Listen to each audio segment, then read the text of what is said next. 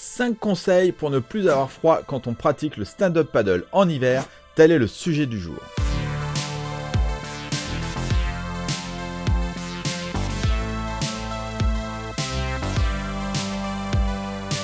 Bonjour à toutes et à tous et bienvenue sur la chaîne YouTube de Subpassion. Cela fait maintenant 10 ans que je fais du stand-up paddle et à n'importe quelle période de l'année. Le plus compliqué, cela reste d'en faire pendant les mois d'hiver quand la température de l'eau est proche de 5 degrés ainsi que la température extérieure. Donc, au sommaire de cette vidéo, je te propose mes conseils et mes solutions pour avoir chaud aux pieds, au niveau du corps, à la tête et aux mains. Sans oublier tout à la fin mes conseils d'avant et d'après ta session générique.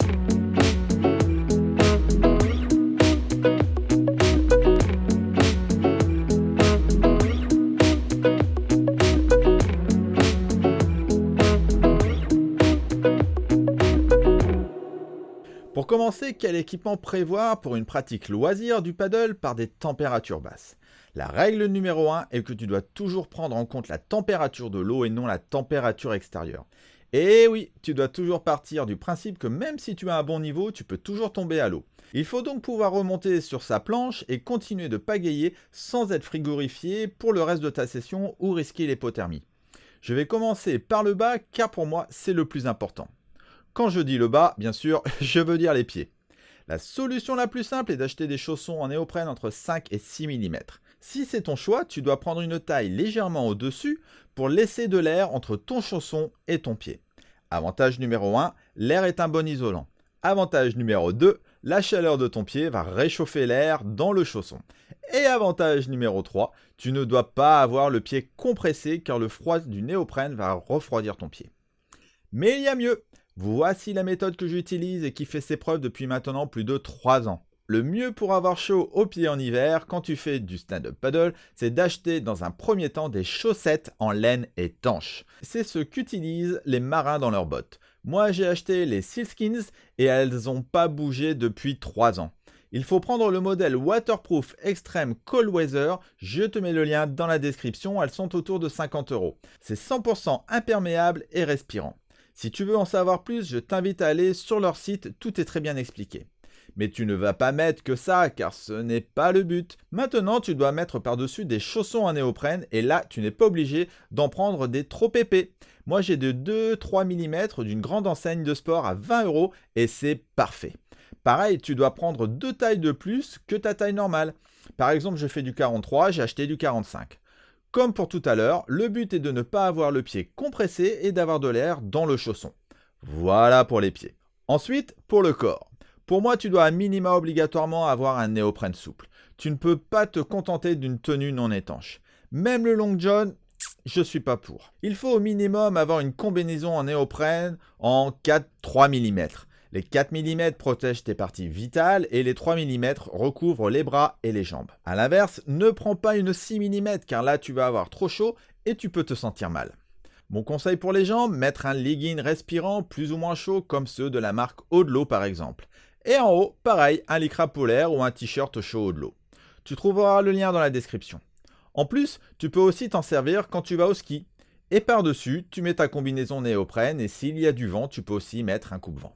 Mais, car là aussi il y a mieux, encore mieux qu'une combinaison néoprène, tu as la combinaison sèche. C'est ce que j'utilise depuis maintenant 5 ou 6 ans et je ne peux plus m'en passer. Je l'utilise même en wingfoil. Alors attention, là aussi ne prends pas n'importe quoi, je te déconseille de prendre les grosses combinaisons de voile, voire même parfois de kayak. Ce n'est vraiment pas fait pour la pratique du stand-up paddle et il te sera compliqué de pagayer facilement. Les meilleures marques restent Subskin et Starboard pour les avoir testés. D'ailleurs, tu peux retrouver les liens des vidéos ici en haut à droite et dans la description. L'avantage est que même si tu tombes, vu que c'est déperlant, tu n'as jamais la sensation d'être mouillé et cela te protège aussi du vent. Je sais que c'est un budget, mais crois-moi, si tu navigues ultra régulièrement, il n'y a pas mieux. Et en dessous, comme pour la combinaison néoprène, je mets des sous-vêtements Odlo. Et si je te parlais de la jonction entre tes chaussons et ta combinaison? Le mieux est de mettre la combinaison par-dessus les chaussons pour éviter que l'eau entre à l'intérieur. Avant de te parler des mains, je te parle de la tête.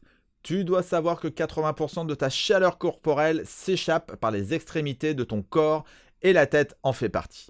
Encore plus quand, comme moi, tu n'as plus de cheveux sur la tête. C'est pourquoi le bonnet est indispensable. Là, tu as le choix entre le petit bonnet fin en lycra ou alors, comme moi, quand il y a beaucoup de vent, le bonnet Chapka de Saint-Jacques Wetsuit. Mais c'est vraiment important d'en avoir un et de pouvoir l'enlever si vraiment tu as trop chaud. Et enfin, parlons des mains. Je vais être franc avec toi, je n'ai jamais trouvé la bonne solution. Je sais que certains mettent des gants en néoprène, mais cela fatigue très vite les mains et en plus, ils glissent sur la pagaie. D'autres utilisent des gants en laine sealskin ou en polaire très fin, mais ce n'est pas l'idéal non plus. Si toi, de l'autre côté de l'écran, tu as une solution, n'hésite pas à la mettre dans les commentaires. Moi, je mets des mitaines de cycliste et j'essaye de bien bouger mes doigts tout au long de ma session et ça passe. Actuellement, je suis en train de tester des moufles Ion avec la paume de main ouverte pour le wingfoil. Je vais aussi les essayer en paddle et je te prépare une vidéo sur ce produit. Dernier petit conseil, si possible, toujours partir au moins à 2 pour plus de sécurité. Essaye aussi de rester proche du rivage. N'oublie pas ton gilet banane ou ton gilet tout court si tu peux et ton smartphone chargé à fond dans une pochette étanche car il se décharge plus vite avec le froid. Idem, trouve une mise à l'eau proche de ta voiture pour vite te mettre au chaud après. Prépare-toi un bon thermos de café ou de thé chaud, cela ne pourra que te faire le plus grand bien. Pour les plus frileux, tu peux aussi prendre des chaufferettes pour tes mains. Si comme moi il t'arrive de partir directement en tenue, n'oublie pas tes affaires de change dans un sac étanche. Enfin je dis ça, hein, je dis rien. Et enfin rien de tel qu'un dry robe comme ceux de Red Paddle, par exemple pour rester au chaud et te changer. Voilà, maintenant tu n'as plus d'excuses pour ne pas aller pagayer toute l'année même en hiver. Si tu as aimé cette vidéo, je t'invite à cliquer sur le pouce vers le haut et à partager. Tu peux retrouver cette vidéo sous forme d'article sur le magazine subpassion.com et je te dis à très vite pour de prochaines vidéos. Ciao ciao!